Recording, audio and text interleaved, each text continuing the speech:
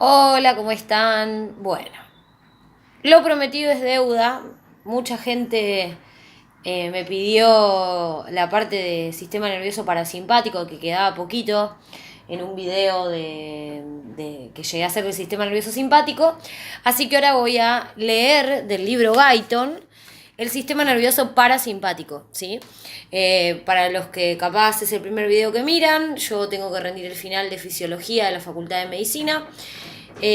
Bueno, nada, básicamente yo lo que hago es como trabajo y tengo poco tiempo. La idea del canal es grabar videos para yo incentivarme a estudiar y que ustedes puedan seguirme la lectura si es que tienen este libro y es como si estuviéramos en grupo y leemos en voz alta. Obviamente puedo equivocarme, a veces es la primera lectura que hago, a veces no. Así que bueno, si es la primera vez que leen del libro Guyton, la otra parte del sistema nervioso simpático, del sistema nervioso autónomo, ya hay un video, búsquenlo en la lista de reproducción que es sistema nervioso autónomo. Y ahora voy a pasar a lo que es el sistema nervioso parasimpático, que queda muy poquito, y después seguiré la lectura. Así que bueno, vamos de lleno a leer del libro Guyton, la página 730, que habla de la anatomía fisiológica del sistema nervioso parasimpático. Bueno, dice lo siguiente. El sistema nervioso parasimpático, esperen que yo si no me tomo un mate, esto es así, me muero. Bueno, el sistema nervioso parasimpático está representado en la figura 63, donde se observa que las fibras parasimpáticas salen del sistema nervioso central a través de los pares craneales 3, 7, 9 y 10. Otras fibras parasimpáticas distintas abandonan la parte más inferior de la médula espinal por medio del segundo y el tercer nervio raquídeo sacro y en ocasiones por los nervios sacros primero y cuarto. Entonces, importante de acá, ¿por qué también justamente se le dice este sistema cráneo-sacro? Y porque casi todo está localizado acá en la parte craneal y después en la parte sacrocoxigia, ¿sí? Sacro. Acá tenemos, a ver si lo pueden ver bien, un dibujito de cómo está distribuido, ¿sí? Cuáles son los núcleos que van a intervenir. Vamos a tener el núcleo de Edinger-Westphal, el del tercer par craneal, va a tener componente parasimpático. El salivar superior, el inferior, el lagrimal, y después el vago con su núcleo dorsal y con el núcleo ambiguo. O sea, todo esto va a mandar eferencias a otras partes del cuerpo donde va a ejercer el efecto parasimpático. Va a ser muy importante a nivel del sistema digestivo, ¿sí? Ya lo vamos a ver. Y acordémonos que a diferencia del simpático, el parasimpático, la primer neurona es larga y el neurotransmisor es acetilcolina, recorre mucho y ya cuando llega al órgano la segunda es muy chiquita y también es acetilcolina. Bueno, y después acá tenemos de S2 a S4 va a dar inervación a los nervios esplánicos pélvicos. Todo lo que es las vísceras pélvicas, la contracción de la vejiga, los genitales, etcétera, etcétera. Bueno, entonces, habiendo entendido esto, vamos a seguir con la lectura. Bueno, entonces dice, en torno al 75% de todas las fibras nerviosas parasimpáticas están en el nervio vago, o sea, el par craneal 10. Esperen que me falta mi resaltador. Volví. Bueno, entonces, entonces lo importante acá, el 75% de estas fibras nerviosas parasimpáticas están en el nervio vago, ¿sí? Llegando a todas las regiones torácicas y abdominales del tronco. Ese gran componente del nervio vago en todo lo que es el sistema nervioso parasimpático. Por lo tanto, cuando un fisiólogo habla del sistema nervioso parasimpático, muchas veces piensa sobre todo en los dos nervios vagos. Vieron que a veces se habla de síndrome vagal, bueno, toda la parte digestiva va a estar sumamente relacionada con el nervio vago y otras partes más también. Pero si ya vemos acá, miremos este esquema, tenemos acá, a ver si se ve, este es el nervio vago, saliendo de acá, y fíjense, va a dar inervación nerviosa a todo lo que es bronquios, corazón, estómago, hígado, riñones, todo el sistema digestivo, vejiga, útero, etcétera, etcétera. O sea que el gran componente de acá es el nervio vago, la estrella. Entonces, estos nervios suministran fibras parasimpáticas a corazón, pulmones, esófago, estómago, todo el intestino delgado, la mitad proximal del colon, hígado, vesícula biliar, páncreas, riñones y las porciones superiores de los uréteres. Todo esto nuestro gran nervio vago, ¿sí? Bueno, que de vago no tiene nada. Las fibras parasimpáticas del tercer par craneal llegan al esfínter de la pupila y al músculo ciliar del ojo, y las del séptimo par craneal van dirigidas a las glándulas lagrimal, nasal y submandibular. Y las del noveno se distribuyen por la glándula parótida. Era lo que les decía antes, ¿sí? Entonces vamos a tener componente del séptimo par que va a ir a la glándula submandibular, del nervio 9 que va a ir al ganglio óptico, que por medio del ganglio óptico va a ir a la parótida, y también del facial, ¿sí? Que va a ir al nervio, ay, me pusieron brackets, por eso lo medio mal, los tengo hace un par de días. Va a aumentar la secreción lagrimal, y bueno, entonces tenemos par 3, par 7, par 9, par 10, pero bueno, principalmente el 10. Entonces, la del tercer par núcleo de Edinger-Westphal. Las fibras parasimpáticas sacras están en los nervios pélvicos, que van a atravesar el plexo sacro, formando por nervios raquídeos a cada lado de la médula espinal en los niveles S2 y S3. A continuación, quiero decirles que se me rompió la hoja. Bueno, a continuación, acá está. A continuación se distribuyen por el colon descendente, el recto, la vejiga urinaria y las porciones inferiores de los uréteres. O sea, entonces, a partir de los pélvicos se van a distribuir por todo este lugar. Creo que acá tengo otro dibujito también. Este es parasimpático. A ver si se ve. Sí. Ven como tenemos, a partir de los nervios esplácnicos pélvicos, este dibujo es del Boron, lo saqué del libro Boron Elsevier, de fisiología médica. Entonces salen de la parte sacra, de la región sacra, los nervios esplácnicos pélvicos, primera neurona larga, y van a hacer sinapsis con todo lo que es recto, la segunda neurona que va a estar en vejiga, en pene, en todo lo que va a ser la erección. Siempre estas preguntas que me la hicieron en anato en todos lados.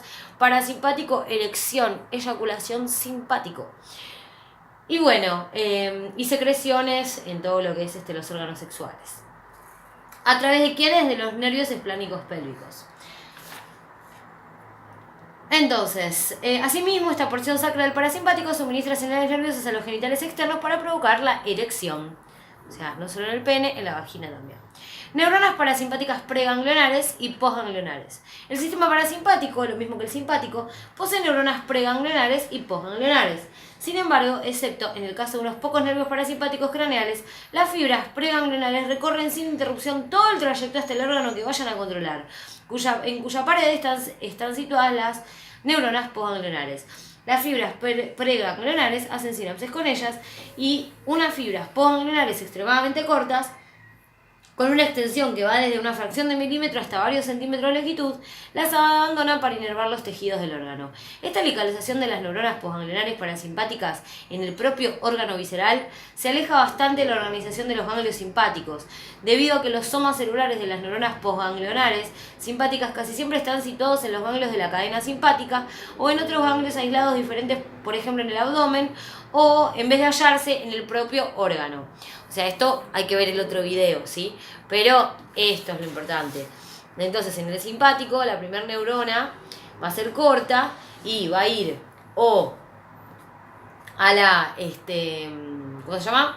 A la cadena simpática, ¿sí? Donde ahí va a salir la segunda neurona, o puede ir directamente, puede ir un ganglio, por ejemplo, el mesentérico inferior, el ganglio cefálico, bueno, etc. Y lo mismo, si lo quieren repasar, lo tengo acá. A ver si andaba por acá. Sí. Ven, acá tenemos la primera neurona, la fibra preganglionar. Entonces sale... Ah, ahí estaba, esto es lo que no me acordaba. ¿De dónde está el núcleo, esta maraña digamos, ¿cómo se llama? de cuerpos neuronales, en el asta intermedio lateral de la médula. O sea, de acá sale el simpático. El simpático sale en el asta intermedio lateral. Sale, tucu, tucu, tucu, tucu, tucu, tucu, tucu, ¿sí? Y va a hacer sinapsis en estos ganglios donde están donde estos ganglios van a conformar el tronco simpático. Ahora bien, dice características básicas del funcionamiento simpático y parasimpático. Fibras colinérgicas y adrenérgicas, secreción de acetilcolina o de noradrenalina. Bien, las fibras nerviosas simpáticas y parasimpáticas segregan básicamente una de las dos sustancias transmisoras de la sinapsis, acetilcolina o noradrenalina. Bueno, tuve que bajar la voz porque pasaba mi vecino. Entonces,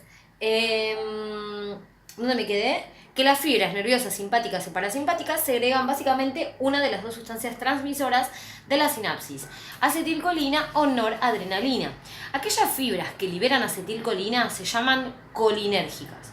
Las que emiten noradrenalina se llaman adrenérgicas. Todas las neuronas preganglionares, ¿sí? Todas las neuronas preganglionares son colinérgicas, tanto en el sistema nervioso simpático como en el parasimpático. Entonces todas, independientemente, ¿dónde me quedó el otro dibujo? Todas, sí o sí, hablemos de este sistema o de este, siempre el primer neurotransmisor que va a comunicarse con la neurona postganglionar, siempre va a secretar acetilcolina. Hay que clavárselo. Bueno, la acetilcolina o las sustancias semejantes, al aplicarlas en los ganglios, excitarán a las neuronas postganglionares, tanto simpáticas como parasimpáticas. Todas o casi todas las neuronas postganglionares del sistema parasimpático también son colinérgicas. ¿Qué significa? Que todo el sistema nervioso parasimpático, la segunda neurona también se va a comunicar con el órgano efector con acetilcolina. En cambio, la mayoría de las neuronas postganglionares simpáticas son adrenérgicas. Sin embargo, las fibras nerviosas simpáticas postganglionares dirigidas a las glándulas sudoríparas, a los músculos piloerectores y a un número muy escaso de vasos sanguíneos son colinérgicas. Entonces hay excepciones, ¿sí? En el sistema nervioso simpático, que siempre segrega como neurotransmisor en el órgano efector noradrenalina. Hay algunos casos como las glándulas sudoríparas, los músculos piloerectores y algunos vasos sanguíneos que son colinérgicos. Esto es una excepción, ¿sí? Así pues, todas o prácticamente todas las terminaciones nerviosas finales del sistema parasimpático segregan acetilcolina. Por el contrario, casi todas las terminaciones nerviosas simpáticas segregan noradrenalina, pero unas pocas segregan acetilcolina.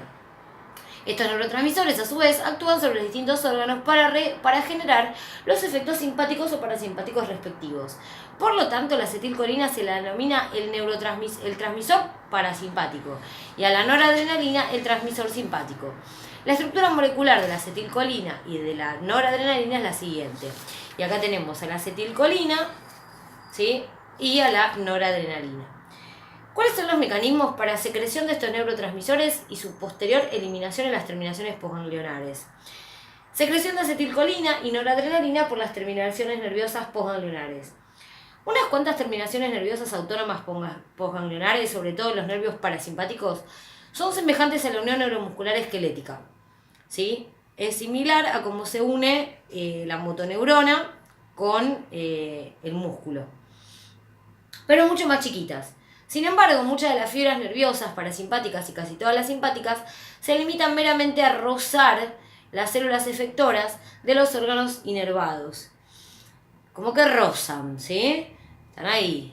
Yo creo que tenía un dibujito por acá. A ver, espérenme un segundo. Yo la verdad ni me lo acuerdo. O sea, esto lo tuve que estudiar para... Será esto, es como... Seguramente no sé si va a nombrar esto, pero hay algo que llamaban varicosidades en la neurona postganglionar. Acá no anoté qué es lo que era, pero sí que habían varicosidades. Después lo voy a leer. Pero esta sería la postganglionar. Es como que está rozando al órgano, por ejemplo, no sé, al estómago. Está rozando esa fibra nerviosa al estómago. Ahora vamos a ver cómo le secretas acetilcolina. Entonces, se limitan meramente a rozar a las células efectoras de los órganos inervados a su paso por ellos. O en algunos casos terminan en el tejido conjuntivo que ocupa un lugar adyacente a las células que van a ser activadas. En el punto donde todos estos filamentos tocan o pasan sobre las células estimuladas, ¿sí? Tocan o pasan, o en su proximidad, suelen presentar unas dilataciones bulbosas llamadas varicosidades. Ahí estaba.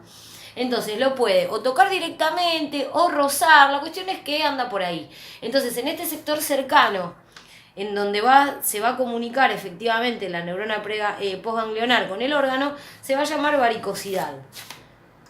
En estas varicosidades, es en estas varicosidades en donde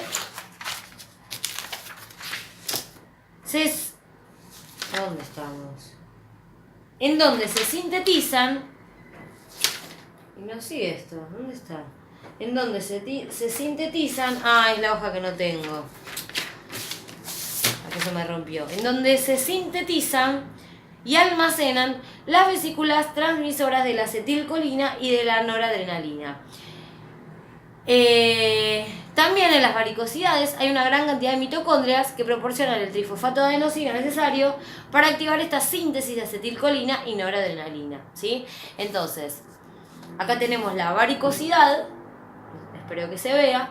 Entonces van a estar las vesiculitas por acá, donde van a estar los precursores de acetilcolina y noradrenalina.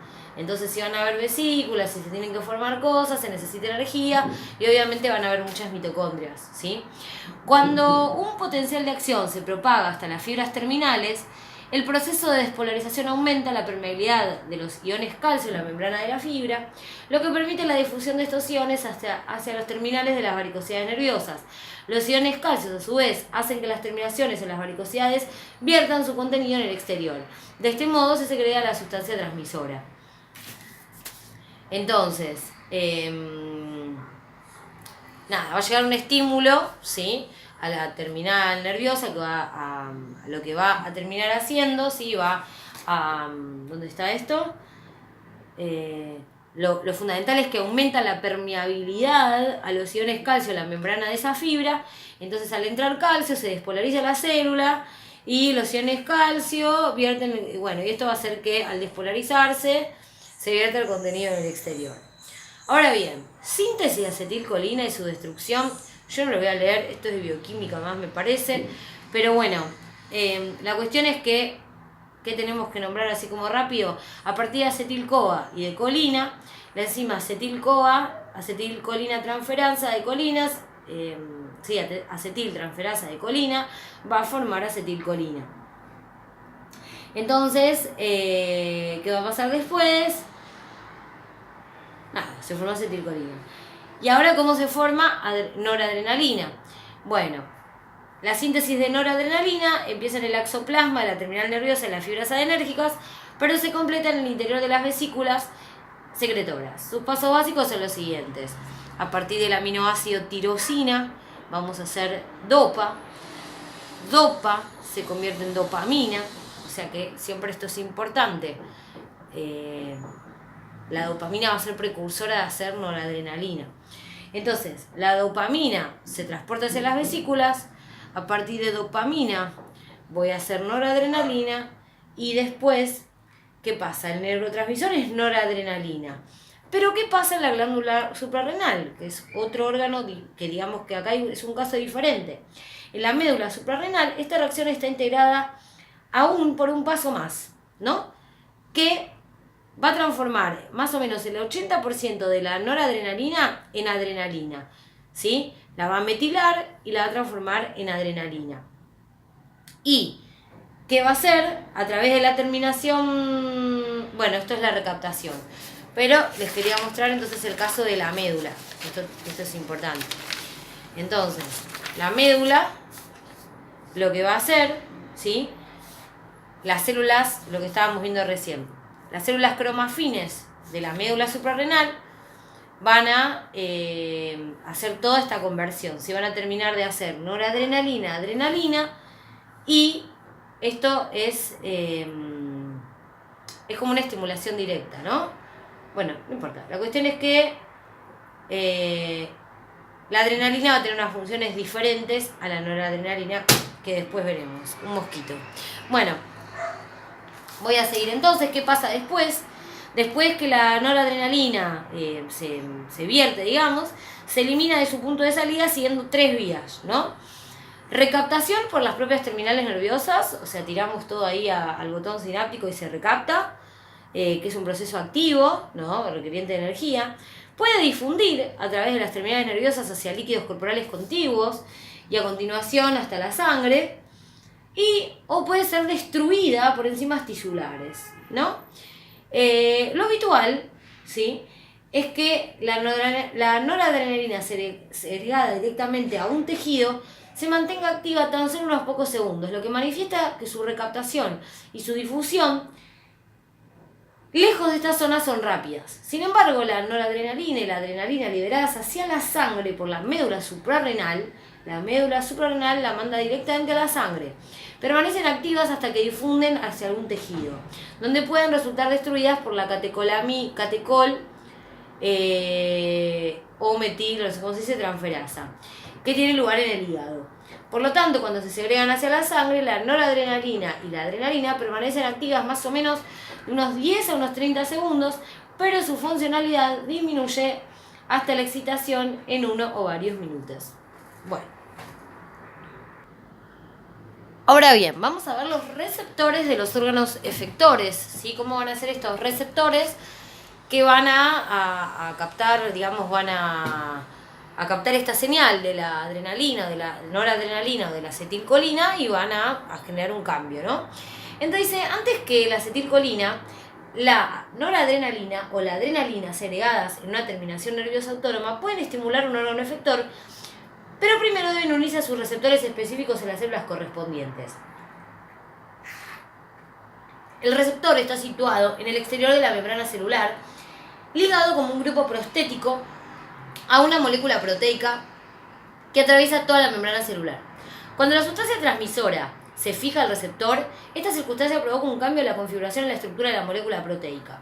A su vez, por regla general, la molécula modificada excita o inhibe a esa célula. 1.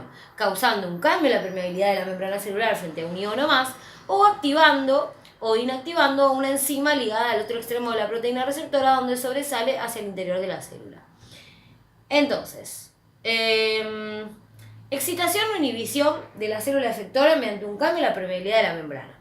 Dado que la proteína receptora forma parte integrante de la membrana celular, cualquier cambio en la configuración de su estructura normalmente abre y cierra un canal iónico a través de los intersticios de la molécula proteica, modificando la permeabilidad de la membrana celular para el sodio o para el calcio, que suelen quedar abiertos y dejan entrar rápidamente sus iones respecto a la célula.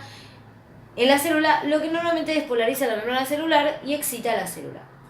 En otras ocasiones se abren canales de potasio para permitir la difusión de dichos iones afuera de la célula y esto suele inhibirla, debido a que la pérdida de iones potasio electropositivos crea una hipernegatividad, o sea, se hiperpolariza la célula. En algunos casos, el medio iónico intracelular modificado suscitará una acción celular interna, como el efecto directo que ejercen los iones calcio para favorecer la contracción del músculo liso. Entonces, este cambio puede ser un cambio de permeabilidad, o sea, lo que nos dijo esto es que el receptor puede actuar en un mismo órgano y este mismo neurotransmisor puede generar, según el receptor, una inhibición o una excitación, ¿sí? Y lo que puede hacer, digamos, es o abrir un canal o hacer un cambio conformacional en una proteína C. Acción receptora mediante la modificación de enzimas intracelulares como segundos mensajeros. Bueno, entonces, a ver, lo importante es, otra vez, pausa. ¿Qué puede hacer este receptor? Esto es de neuro básico. Puede ser ionotrópico o puede ser metabotrópico. El ionotrópico, ¿qué va a hacer? El receptor lo que va a hacer, se va a unir a un canal, entonces este receptor puede abrir o cerrar el canal. O el receptor puede ser metabotrópico, que es lo que va a hacer, se va a unir a una parte de la proteína, le va a generar un cambio conformacional, y esto va a inducir todo un cambio que lo que va a hacer es va a generar AMP cíclico, toda la bola. No es mi idea ahora hablar de esto, y puede abrir un canal. Entonces, puede abrir un canal directamente o mediante un cambio se activa el otro canal. Bueno, estos que abrían directamente un canal ionotrópico se llaman ionotrópicos, y los que están unidos a una proteína G son los metabotrópicos. Entonces, acción receptora mediante la modificación de enzimas intracelulares como segundo mensajero. Y esto es lo que vimos recién, esto de lo del AMP cíclico, ¿sí? Que sería el cambio en la proteína G. Entonces, lo de antes, que es cuando está unido a un canal ionotrópico, hay que ver cómo influye. Puede hacer o que salga potasio, entonces la célula se vuelve más electronegativa y nunca se me va a excitar, sino que va a tener una función inhibitoria, o puede abrir un canal de sodio, ahí ya la cosa cambia. Entonces hay que ver qué genera ese neurotransmisor. Eso es lo que leí recién. Y ahora lo que no, la verdad no tengo ganas de leerlo, es ver esto del metabotrópico, que es más de bioquímica. Bueno, ahora bien, lo que tenemos que ver es que vamos a hablar primero de la acetilcolina, que es el neurotransmisor del parasimpático. La cosa es así. La acetilcolina va a tener dos tipos de receptores, muscarínicos y nicotínicos, ¿sí? Entonces, dos tipos de receptores para acetilcolina, muscarínicos y nicotínicos. Después tienen un nombre, a ver si yo no lo tengo acá, ¿por qué se llaman así? Creo que ahora lo hice. La acetilcolina activa sobre todo a dos tipos de receptores, que reciben la denominación de muscarínicos y de nicotínicos. La razón de estos nombres radica en que la muscarina, que es un producto tóxico de las setas, solo activa a los receptores muscarínicos y no a los nicotínicos, mientras que la nicotina activa solo a los nicotínicos y la acetilcolina estimula a ambos. Entonces, hay un tipo de receptores que son solo estimulados por la muscarina, otros que son solo estimulados por la nicotina, y como la acetilcolina estimula a ambos, se los divide en dos. Anecdótico. Los receptores muscarínicos, esto hay que aprendérselo de memoria, porque yo a veces le buscaba la vuelta, digo, me hacía matete, hay que aprenderlo y ya. A veces el problema es que uno analiza demasiado las cosas y después se vuelve más difícil. Entonces, receptores de acetilcolina son de dos tipos, parasimpáticos, muscarínicos o nicotínicos. Los muscarínicos están presentes en todas las células efectoras estimuladas por las neuronas colinérgicas postganglionares del parasimpático, así como en el simpático, o sea que el simpático también tiene receptores muscarínicos. Los receptores nicotínicos se observan en los ganglios autónomos, a nivel de la sinapsis entre las neuronas preganglionares. Entonces, los muscarínicos están en las células efectoras postganglionares, ¿sí? O sea, llega... ¿Dónde está un dibujito? Llega acá, y en la postganglionar yo tengo el receptor nicotínico, el muscarínico. Entonces, los receptores muscarínicos están presentes en todas las células efectoras estimuladas por las neuronas colinérgicas postganglionares del sistema nervioso parasimpático. Perdón, me equivoqué. Entonces, los muscarínicos van a estar en la célula efectora de la postganglionar, ¿sí? O sea, viene entonces la celulita, viene así, la célula nerviosa, llega acá, y en la célula, por ejemplo, del pulmón, ahí es donde va a estar el receptor muscarínico, sea del simpático o del parasimpático. Ahí está, en la célula del órgano efector. Ahora, los nicotínicos se observan en los ganglios autónomos, a nivel de la sinapsis entre las neuronas preganglionares y las postganglionares de los sistemas simpáticos y parasimpáticos. Entonces, ¿dónde va a estar este receptor nicotínico? Va a estar acá, en esta sinapsis, va a estar acá, en la entrada, digamos, de la célula postganglionar. También aparecen muchas terminaciones nerviosas ajenas al sistema nervioso autónomo, por ejemplo, las uniones neuromusculares del músculo esquelético. El conocimiento de los dos tipos de receptores resulta especialmente importante porque a menudo se emplean fármacos específicos como medicamentos para estimular o bloquear uno y otro. Entonces, cuando yo hablo de los receptores de acetilcolina, ¿por qué los voy a estar analizando? Porque la acetilcolina va a ser el neurotransmisor tanto que puede estar entre digamos, entre el neurotransmisor que esté entre la neurona preganglionar y la post, o puede ser solo de la neurona preganglionar del simpático. Entonces, para el parasimpático, para todos los órganos parasimpáticos, vamos a tener receptores en el órgano efector, porque el órgano tiene que captar el receptor muscarínico porque tiene que recibir la acetilcolina, ¿sí? La célula la cual lo reciba. Y después vamos a tener a los nicotínicos más, sí, que también es otro receptor para acetilcolina, en la unión está entre las dos neuronas, preganglionar y postganglionar.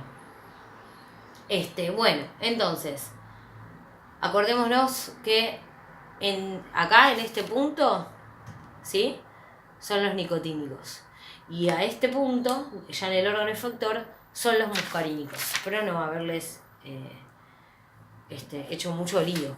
Ahora vamos a ver los receptores, pero de la adrenalina.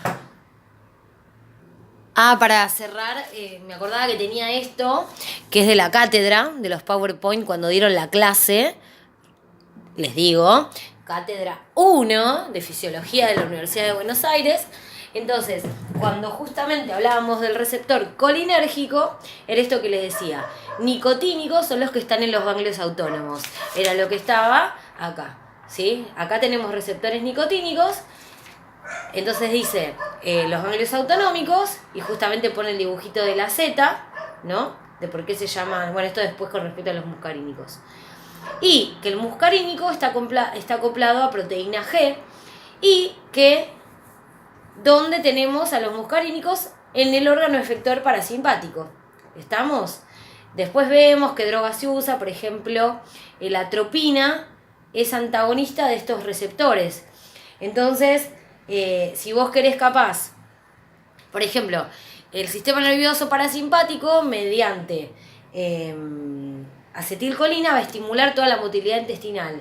Si vos por algún motivo querés bloquear eso, dejar que repose, ¿qué vas a usar? Un antagonista de ese receptor muscarínico, o sea, una sustancia que me puede tener como un efecto antagonista a la acetilcolina que va a tener, o sea, se va a unir al receptor, pero va a hacer otro efecto. Va a disminuir la motilidad intestinal, los procesos digestivos. Esto lo va a hacer la atropina. Pero bueno, esto se los quería mostrar como para cerrar. Entonces, en este ganglio, ¿sí?, el receptor va a ser nicotínico y muscarínicos los vamos a tener directamente en el órgano. Espero que se entienda, ¿sí? Ahora bien, vamos a hablar de los receptores alfa y beta adrenérgicos. Esto también, no hay que hacerse lío, hay que aprendérselos de memoria y ya. Dice, también hay dos tipos principales de receptores adrenérgicos, los receptores alfa y los beta. Los receptores beta, a su vez, se dividen en beta 1, B2 y B3. Beta 2, porque determinados productos